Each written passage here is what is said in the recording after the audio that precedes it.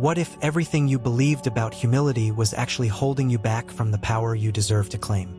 Carl Gustav Jung, the great psychologist, understood something profound that most people desperately try to ignore throughout their entire lives. Your appearance is not separate from your psychology.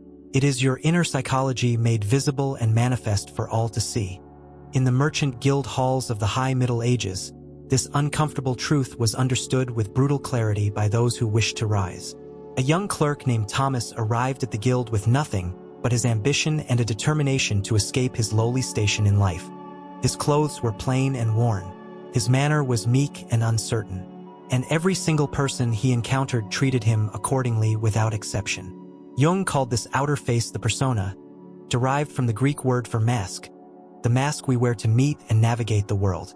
Most people mistakenly think the persona is fundamentally false, merely a deception designed to hide our true authentic selves from others. But Jung saw it quite differently. The persona is actually a necessary and vital bridge between our inner and outer worlds, a translator.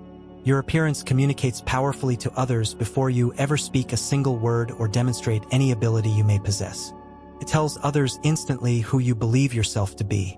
And here is the crucial insight: they will believe it too. Thomas began watching the senior clerks with careful and analytical attention. He noticed something that would change everything for him completely. The clerks who rose fastest through the guild ranks were not always the ones most skilled at numbers, ledgers, or correspondence. They were invariably the ones who dressed and carried themselves as if they already belonged to a station higher than their current one. This is precisely what Jung meant when he spoke of conscious identification with the persona, deliberately becoming the image you wish to project. When you truly inhabit your consciously chosen image with conviction, others simply cannot help but respond to it as if it were reality. But here is where most people make a fatal and self-defeating mistake in their understanding. They think vanity itself is the ultimate goal.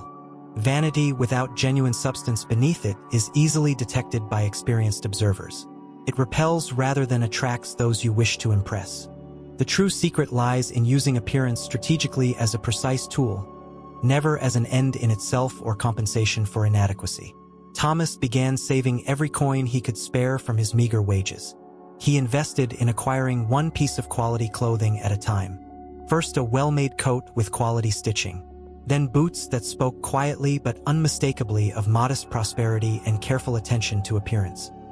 He understood intuitively that weaponized vanity is never about displaying ostentatious wealth or drowning yourself in gaudy ornamentation.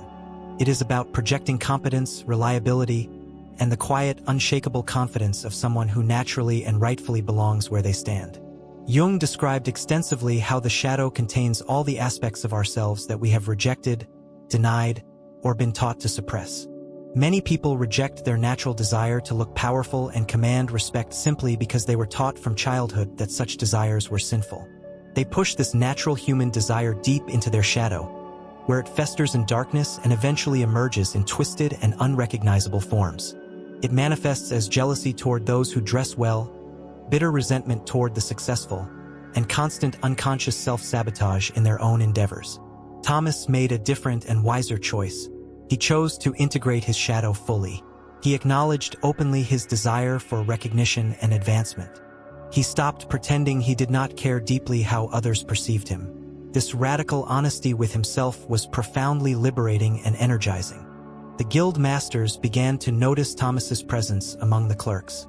Not for any particular achievement or accomplishment at first, interestingly enough, but simply because he now carried himself and presented himself like someone who was genuinely worth paying attention to and noticing. This is the psychological principle of projection working deliberately and strategically in your favor for the first time rather than against you. People automatically project onto you whatever your appearance most strongly suggests to their unconscious minds. Dress powerfully and they perceive power. Dress carelessly or without thought, and people will automatically assume that carelessness extends to every single thing you do. A rival clerk named Edmund began watching Thomas's steady transformation with growing unease and suspicion that he could not fully explain to himself. Edmund had always relied heavily on his family connections and inherited status within the merchant community. Thomas had none of these advantages whatsoever. Yet now their relative positions seemed to be slowly but unmistakably inverting before his very eyes.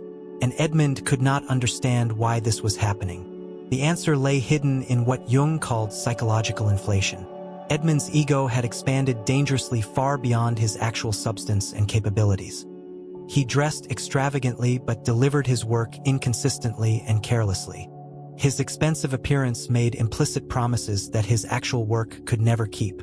Thomas understood intuitively the crucial and delicate balance required. Your projected image must match or only slightly exceed your actual demonstrated capability. Never project so far beyond your abilities that you cannot deliver what your image promises. But never present yourself so far below your capabilities that you are overlooked entirely. The productive tension between these two strategic points is precisely the territory where strategic vanity operates most effectively. A senior guild master named Master Aldrich took special and particular interest in Thomas's case. He saw something familiar in the young clerk. He recognized instantly what Thomas was doing because he himself had once done precisely the same thing decades earlier when he was young. There is a very good reason, Aldrich told him privately one evening, that kings wear golden crowns and bishops wear elaborate ceremonial robes. It is not mere vanity or empty display. It is communication in its purest form. It tells the entire world precisely what to expect from you. This wisdom aligns perfectly with Jung's profound understanding of symbols and archetypes embedded in what he called the collective unconscious. Certain visual signals and symbols trigger completely automatic and unconscious responses deep within the human psyche, bypassing rational thought entirely. Clean lines in clothing suggest clarity of thought. Quality materials suggest quality of character and attention to detail. These associations operate below awareness. Visible attention to personal appearance strongly suggests attention to every other aspect of life and work. This is not rational logic, but it is psychological reality. Edmund finally made his long-anticipated move directly against Thomas at a crucial and high-stakes guild meeting attended by all the masters. He questioned Thomas's suspicious rapid rise through the guild ranks. He publicly suggested there must be some form of deception involved. Where exactly does a mere clerk without family or connections find the money for such fine clothes? Edmund demanded loudly to know from the assembly. Thomas remained completely calm and composed despite the public attack. This was precisely the crucial moment where true inner power reveals itself most clearly. He spoke quietly but clearly to the entire room. "I saved," he said simply. "I invested carefully in myself because I knew no one else ever would." Master Aldrich nodded slowly with approval. The other assembled merchants began exchanging glances that clearly communicated their respect for Thomas's response. Edmund had unwittingly exposed his own shadow for all to see. His petty resentment, his deep insecurity, his jealousy masked as moral concern. This is the great danger of projecting your shadow onto others. The projection always reveals far more about the accuser than about the accused. Thomas was formally promoted to a senior position within the month. Not because of his improved clothes alone, that would be far too simplistic, but because his strategic presentation had opened doors of opportunity that his genuine skills could then confidently walk through and demonstrate their worth. This is the uncomfortable truth that false modesty and performative humility desperately try to hide from you and from themselves. Appearance is the first filter that everyone must pass through. If you fail that initial filter, you rarely get the opportunity to demonstrate what truly lies beneath. Jung warned seriously against identifying too completely with the persona. And this warning is absolutely crucial to understand and remember. If you become only your projected image and nothing more, you lose all meaningful contact with your authentic self beneath the carefully constructed surface. Thomas kept a private practice for this exact reason. Each night, without fail, he removed his fine clothes and sat alone in contemplative silence. He reminded himself constantly that these clothes were merely tools, never his true identity. The essential man beneath them remained fundamentally the same. This is the delicate balance that Jung called individuation, integrating all the various parts of the self without ever losing contact with the essential center. Years passed steadily by. Thomas eventually rose to become a respected guild master himself, having earned every step of his advancement through merit. And he began to notice the exact same patterns he had observed decades earlier repeating themselves endlessly with each new generation of hopeful clerks. Those who understood and embraced the power of strategic appearance rose steadily upward. Those who denied or rejected it remained permanently stuck where they were. He took aside a particular young clerk one day who reminded him powerfully of his own former self all those decades ago. "Let me tell you something important," he said quietly but intently, "about what I learned long ago regarding the mask we consciously choose to wear.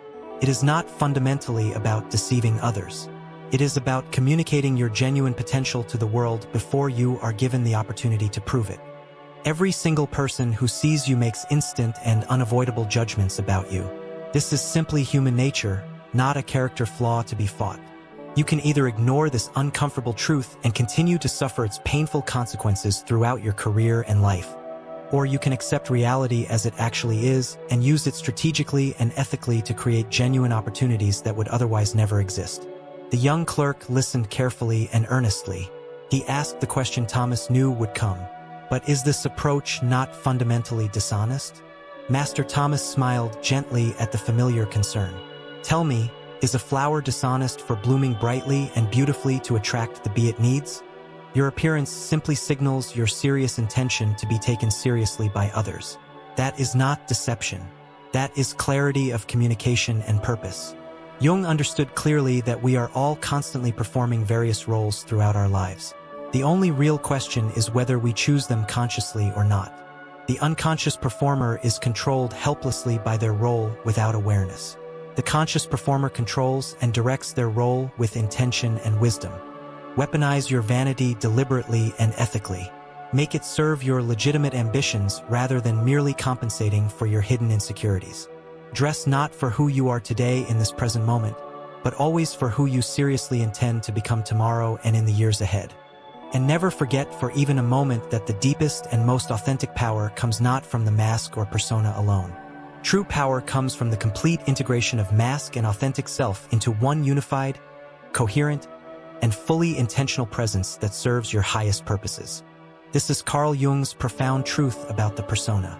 This is how you weaponize your vanity effectively and ethically. Now go forward and use this wisdom wisely.